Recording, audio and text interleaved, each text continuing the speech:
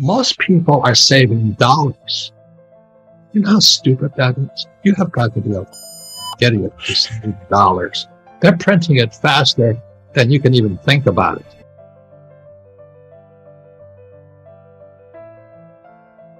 My poor dad always said to me, go to school and get a high-paying job. That's not wealth. That's a job. You can get fired, you know.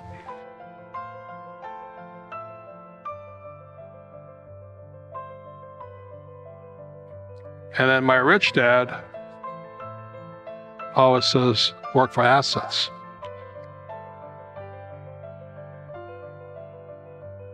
And then my rich dad always says, work for assets.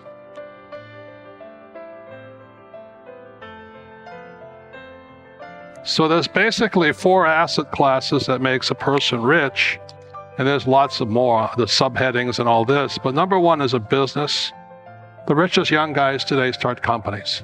It's called Facebook, Google, Apple, stuff like that, you know. A very important diagram my rich dad showed me when I was a little boy was a diagram known as a cash flow quadrant. And the quadrant is made up of the 4 different people who make up the world of business. So my rich dad said, in the world of business, there's E's, and E's stand for employees.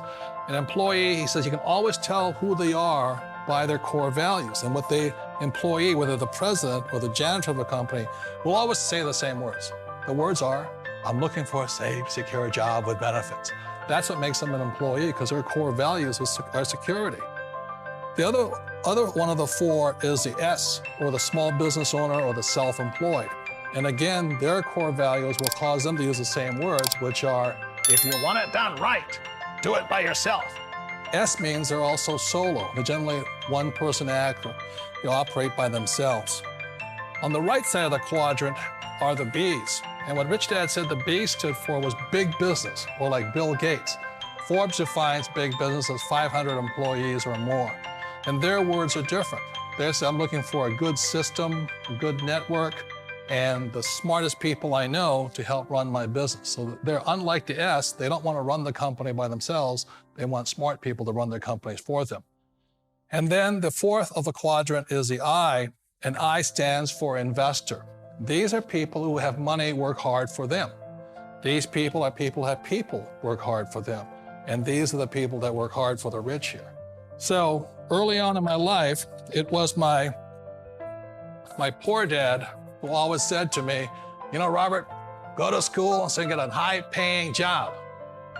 And so my poor dad's core value was to be an employee. He wanted job security, promotions, a steady paycheck, and all this. And so it was my rich dad who said to me, he says, you know, Robert, if you really want to be rich, learn to build businesses. It made more sense to him to work hard to build a business, something you owned and something you could pass on for generation to generation to your kids. Whereas my poor dad said, work hard, but my rich dad said, why would you work hard for something you'll never own and you can get fired from right away? Again, that was the difference in values. So my rich dad suggested I learn how to be a business owner and learn how to be an investor.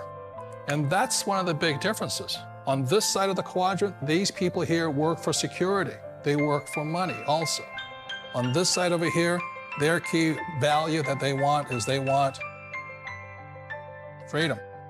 They don't want to have to work at a job anymore. They don't want to have to work for the rest of their lives. So the beauty of building a business and learning how to invest is very simply that this is passive income. You work hard for a few years, but possibly for the rest of your life, income keeps flowing to you. Number 2 is real estate. So what my rich dad taught me is a combination of being an entrepreneur in business and entrepreneur in real estate. It's that combination is I pay no tax and I make a lot more money. Okay, so a lot of guys say, well, I have a business. I say, well, how much real estate you got? Without real estate, you pay tax. That's the problem. You see, the beauty about real estate is you learn to use debt to get rich. I'll give you another tip. If you're going to be rich, you have to learn to use debt. It's called other people's money. So when I hear poor people say to me, I don't have any money, I said, because you're an idiot. That's why. You're not supposed to use your money. You're supposed to use other people's money. But that's it. I don't want to do that. And so they stay poor. Well, I just would want to say that, everybody starts in the same spot. Everybody starts like you started with a one bedroom. I started with a 1 bedroom, 1 bath, also condo, and then but the fundamentals are the same all the way through. Yeah, but we all start, and the problem is most people don't start, and generally what they say is I don't have the money and things like this, and it's ridiculous. We didn't have money either. No, when I first got into the business, that's what I really thought you needed. I think that's what holds a lot of people back, and I think they also use it as an excuse. Yeah. They say, I don't have the money, therefore I can't start, which it's not that at all. There's more money than there are deals. That's been my experience now. And so once I got the education, then I realized that there's a lot of people, just like ones with money, that are looking for a place to put it. And what's happening today, and by the way, if you hear some earth-shaking news in the background and all that, is because in that side of our building and that side of the building, they're tearing all those buildings down and putting up more high-rise apartments, yeah. And real estate is booming. There's more money than ever before. There was a dinner last night, and everybody was talking about how much money. People are actually giving money back because they can't find deals. There's so much money.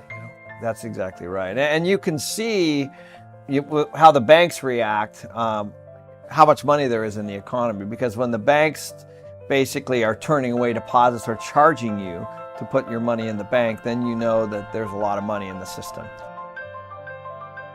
And then there's paper, which is stocks, bonds, mutual funds, and savings. That's what most people should be in. The reason savings are good, paper is good, like stocks, bonds, mutual funds, are liquid. You make a mistake and get in and out real quick. Called liquid. The trouble with these two, you make a mistake, you're there forever. Can't get in and out. So that's why you got to be very smart before you go in. What do you think of mutual funds? I think they're a great way to make money if you sell them to other people. Liquidity is what paper assets are about. Your ability to sell and buy without negotiation problems. How does a person make money when market's coming down? Well, it has a lot. It can be a little complex. It does take some study, but there's something called a short position. Now that's jargon. So if you don't know what a short position is, shorts are illegal in some countries. Yeah. If you don't know what that is, there's your first clue of what to go study. But a lot of the wealthy people, and in fact, like Goldman Sachs and institutions, they'll take short positions here, where they get paid as it goes down, just as a long position gets paid. So there's 2 positions to learn about, the long position and the short position. Since both happen, it would make sense to me that a person would learn both if you're going to see both in the market. In other words, options, right? Yeah, and options is a great place for cash flow. One of the best opportunities to make money in the world is insurance. You sell a premium and people pay you insurance. That's exactly what an option is. And so if people want cash flow during the ups and downs, then you would learn about options. I'd also say this, Robert, is options, people say they're risky and all this. They're actually designed to protect you and to give you an assurance. Think of it this way. One of the greatest lessons Robert ever taught me was there's a relationship between risk and control. I can't control this, buy low, sell high. With an option, I can control where I buy and where I sell by paying a little premium. So it actually brings that control to the market, gives me opportunity not only for cash flow, but maybe more importantly for protection. You have insurance on your real estate, right? It's the same thing. And the last is commodities. And, that's why I own oil. And as the price of oil goes down, people say, you're losing money. I said, no, because in the US, if you deal in oil, you get tax breaks. I invest $1 million in oil, I get $800,000 back. So I get 80% return day one. So oil is very, very profitable. But I don't invest in oil stocks. Very different. Okay, so if oil goes to $20 a barrel, I'm still cash flowing, I'm still making money. So it's at about 40 right now. Hope it doesn't go too much farther, but I still make money, okay? And then the other commodities, gold, silver, This is God's money. This is what God's money looks like. Yeah. The reason I call it God's money is you can't fake it. You know, you can fake it with a fake ETF, like a gold ETF or a silver, which I don't touch because it smells as bad as the guys that printed that crap. You know what I mean? Jesus. But this is real money. So you look at this here. Mhm.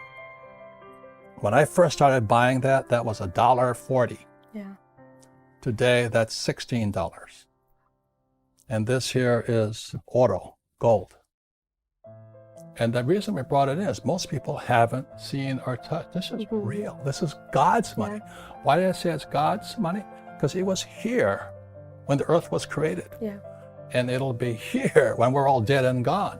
Mhm. When you're saving those fake dollars, this will still be here. Yeah. Or those fake ETFs or those fake stocks. So I would recommend you guys buy this stuff. Yeah. Don't save money. Don't save government money because they're corrupt as hell, as you know. Yeah. Save God's money. So this is demand for silver. It keeps getting higher. Look at this, the global government silver inventories. It's going down. So what's happening is the inventories of this is going up because China's buying it, Russia's buying it, Turkey's buying it. Everybody's buying gold now. The central banks are. They don't tell you that it's gold, though, of course not. No, you don't.